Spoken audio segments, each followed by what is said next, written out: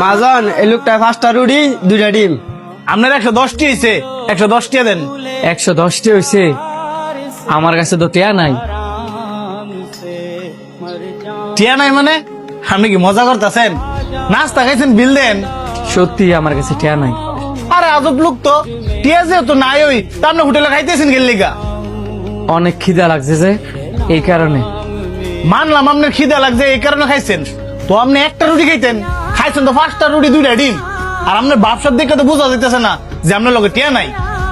আপনার 1000 বুঝাইলো আপনি বুঝতেন না। আমি যেহেতু টিয়া ছাড়া খাইয়া লাগছি, এখন আপনি আমার যা করতে কইবেন আমি তা করতেই রাজি।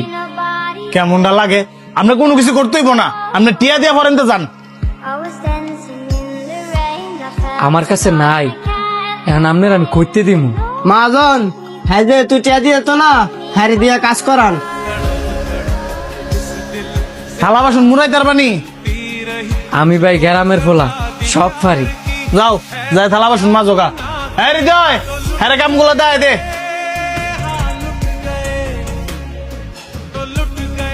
বাপ সব দূরে ঘুরে পকেটও টিয়ারায় না, কইতে যায় এসব।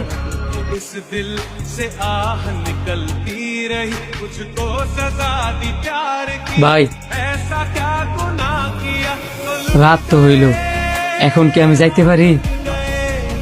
আপনি সকাল থেকে অনভোজন দেন আছেন? জি ভাই, বিনা টাকায় খাইছি, আপনার টাকা পরিশোধ করা লাগতো না? আপনি তো মেয়ে আজব লোক। ঢাকা শহরে কি নতুন? জি ভাই নতুন। কি একটু খুললে কোন তো।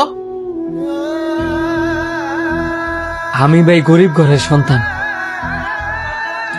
গ্রাম থেকে শহর আইছিলাম একটা চাকরির কারণে, সাথে করে 2 লাখ টাকাও লইছিলাম। এক দালালের ফাল্লায় ফইরা আমার তেটে নিতে নিতে নিতে নিতে নিতে নিতে আজকে আমার তে একটাও নাই, সব টেহায় খেয়ে নিছি। দেখা তো শিক্ষিত ফুলই মনে হইতাছে, তো দালালের খপ্পরে বললেন কেমনে? ওই যে শহরের হাওয়া যে বুঝি।